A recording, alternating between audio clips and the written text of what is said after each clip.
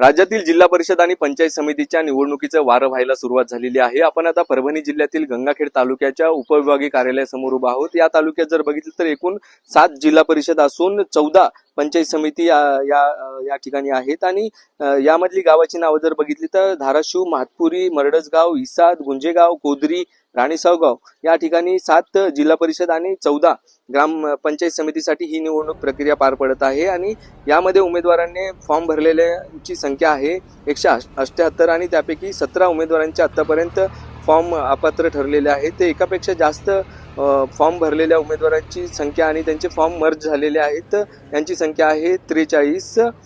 या एकूण निवडणुकीमध्ये पात्र ठरलेल्या उमेदवारांची संख्या आहे 117।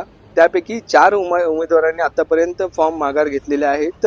त्यामुळे आता 113 जे उमेदवार आहेत या ठिकाणी यांचे फॉर्म जे आहे ते दाखल झालेले आहेत आणि उद्या 27 जानेवारीला उमेदवारी अर्ज माघार घेण्याची शेवटची तारीख आहे आणि सकाळी 11 ते 3 वाजेपर्यंत हा कालावधी असणार आहे आणि 3:30 ते त्यानंतर चिन्ह वाटप जे आहे या ठिकाणच्या उमेदवारांना मिळणार आहे। जिल्हा परिषदेसाठी एकूण 71 उमेदवारी अर्ज दाखल झालेले आहेत तर पंचायती समितीसाठी 108 असे उमेदवारी अर्ज या ठिकाणी दाखल झालेले आहेत। जीवराज डापकर जे की गंगाखेड तालुक्याचे उपविभागीय अधिकारी आहेत आणि आता सध्या या ठिकाणी मुख्य निवडणूक अधिकारी म्हणून कार्यरत आहेत आणि गंगाखेड तालुक्याच्या तहसीलदार उषा किरण शेंगारे ह्या सहाय्यक निवडणूक अधिकारी म्हणून या ठिकाणी कार्यरत आहेत आणि यांच्याच मार्गदर्शनाखाली ही निवडणूक प्रक्रिया पूर्णतः पार पडणार आहे।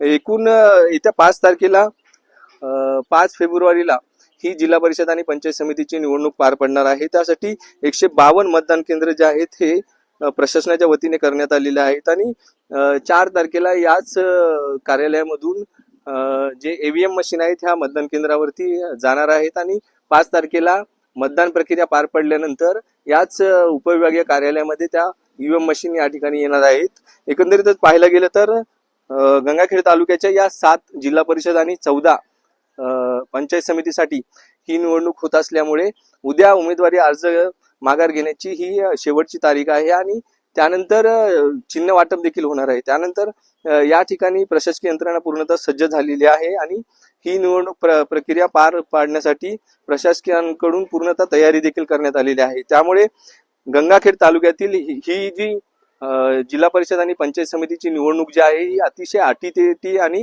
लक्षवेधी निवडणूक आहे। त्यामुळे या निवडणुकीकडे सर्वांचंच लक्ष लागल्याचं आपल्याला पाहायला मिळत आहे। आता नेमकं उद्या यामधून उमेदवारांनी अर्ज माघार घेतल्यानंतर आणि चिन्ह वाटप झाल्यानंतर प्रचार यंत्रणेला सुरुवात होणार आहे। संदीप गायकवाड, APS मराठी, गंगाखेड।